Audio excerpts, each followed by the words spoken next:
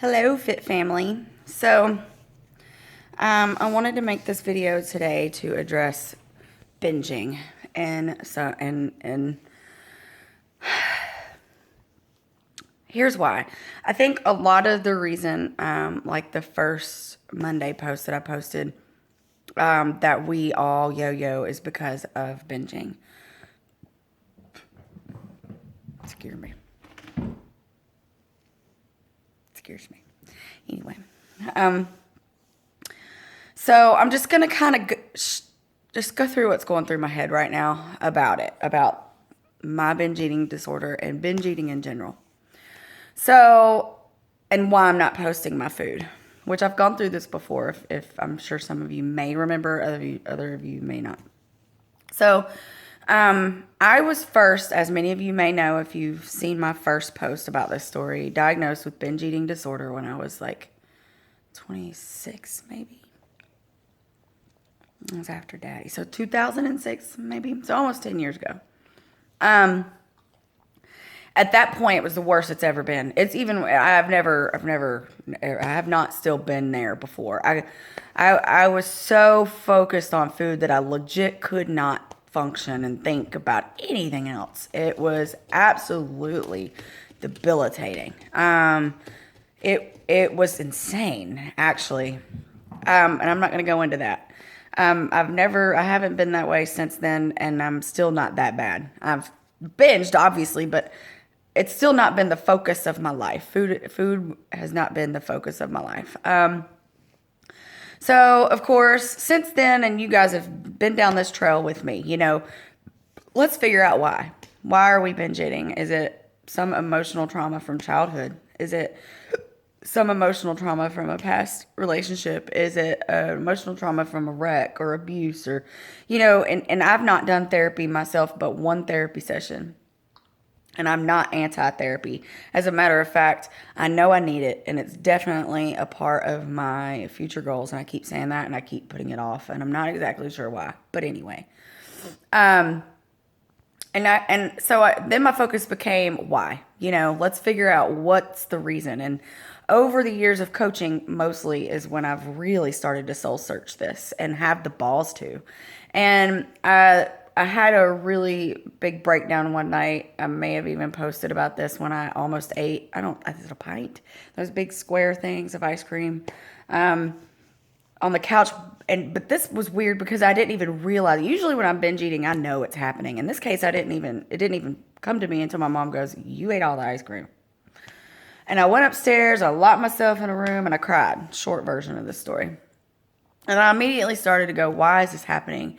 And I started to think of back in my childhood, and quite honestly, I mean, of course I've had traumatic experiences as a child. We all have, but not anywhere close to what people with real traumatic experiences as children have. Like, anything I have to say pales in comparison. Kind of. I'm not going to go there. But anyway.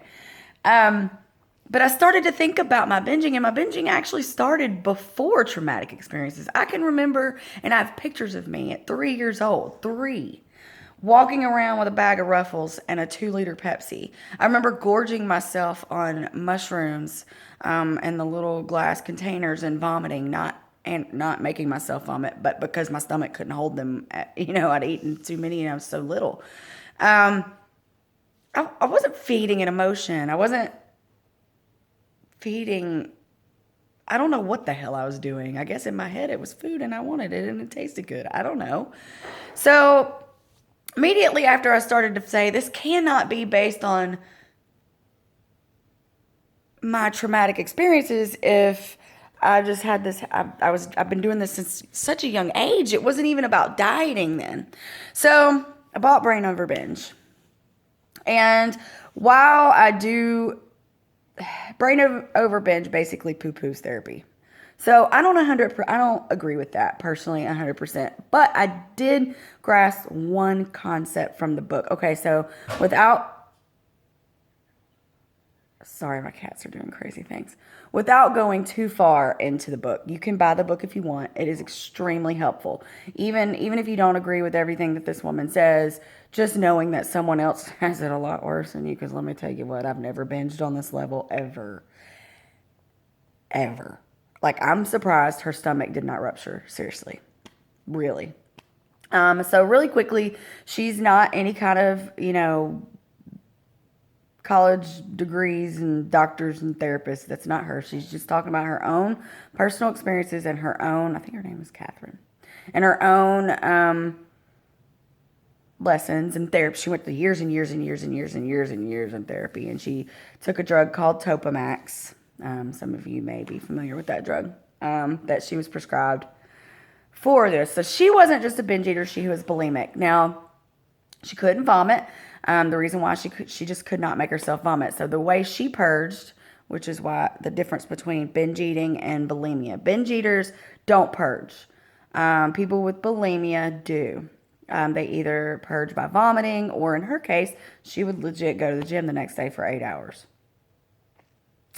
So anyway, years of therapy, drugs, nothing was working until the drug Topamax. It helped for a very short while for her. Actually, it was longer than short, maybe like 3 or 4 months.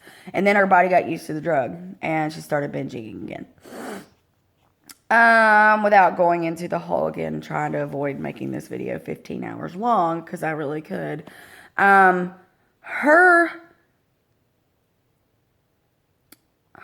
thing was that when you try to make sense of why you're trying to binge eat, then you're focusing on what you're doing. So, for example, when you try to quit smoking cigarettes, right? I know some of you guys have done that along with me, or as I have.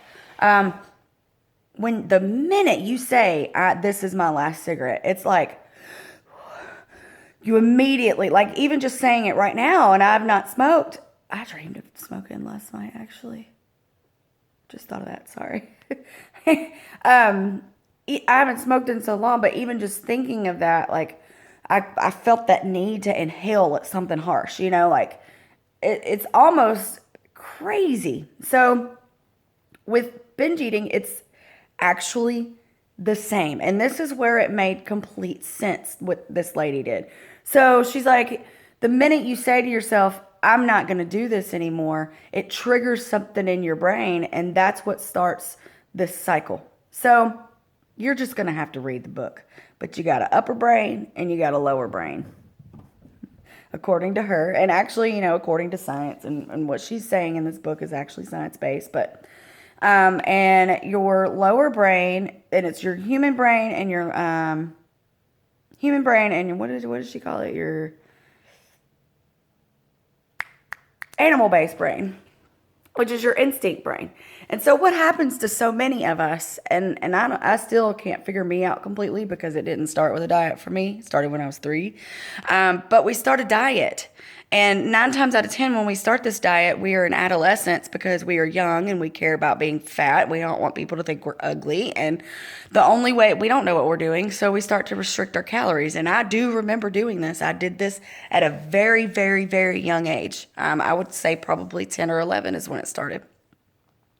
Because a friend of mine did. I'm not going to say names. And when you start the restriction, you start seeing results, right? You start losing the weight or whatever, and then you keep on doing it for so long, and then eventually little animal instinct brain over here goes, excuse me, I'm hungry, and starts sending you these signals that eventually you cannot ignore anymore, and you go nuts on a bowl of cereal. That's actually her first binge. The author, she ate like 8 bowls of cereal. So that's exactly what happened to me. And I remember that. And then you're like, shit, I just ruined my diet. And then guilt might not have set in that first time, but then you go back to my diet. And then the cycle starts. Well, here's what's messed up. When you do this, you're like, I ruined it, I'm dieting. I ruined it, I diet. I ruin it, I diet. You start a habit. Just like with smoking cigarettes. And there's these little ridges. I don't know. I'm not a therapist, this is what she says, that your brain creates in there, that creates habit. That's how all these situations, even if they are not an addictive substance, like you see that My Strange Addiction, who is going to be addicted to licking carpet? Okay. It's because your brain actually creates this little habit groove or some shit. I don't know. I'm not a freaking professional. I'm just saying what she said she learned. And it made sense to me. So the only way you can stop is by realizing that your human brain, which is you, has control over this here animal brain that is sending you these urges. And the only way you can stop is by stopping dieting. So, this video is going on too long, but I'm going to have to YouTube it and post it, and I hope that you guys will watch it. But anyway, so I'm trying to explain this because there's so many times that I've said restriction is causing our issues. Restriction and restricting too many carbs or not eating meat or blah, blah, blah, blah, blah. So you create this restricting habit.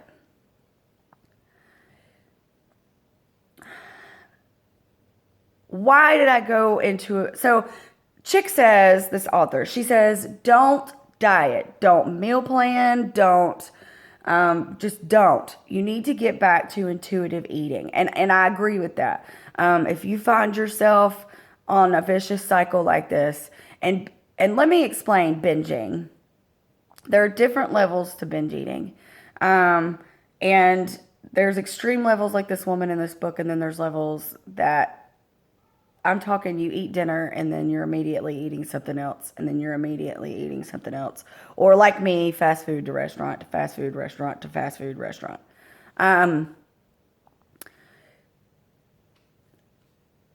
Binge eating to me is any time that you are eating a larger amount than your body needs. That's a form of binge eating. There's overeating and then there's binge eating. And a lot of times people are able to stop at the overeat, but let's say you've been following a meal plan for months that you've been sticking to grandly, and then all of a sudden you have a breakdown and you legit eat Chick-fil-A and then Snickers bar. You go get a Chick-fil-A meal and then a Snickers bar right after, and then maybe you're like, fuck it, and I'm gonna eat whatever I want the rest of the day. And then there's donuts at work, and that's binge eating. Even if you aren't on the level of what traditionally people would say is binge eating, that is binge eating because you're not hungry, you don't need it, in my definition for myself. So now I forgot my point. Okay, so you have to get back to a point. If you're going through this vicious cycle, you have to get back to a point to where you can have intuitive eating. And what I mean by that is you don't have somebody telling you when and where and what to eat.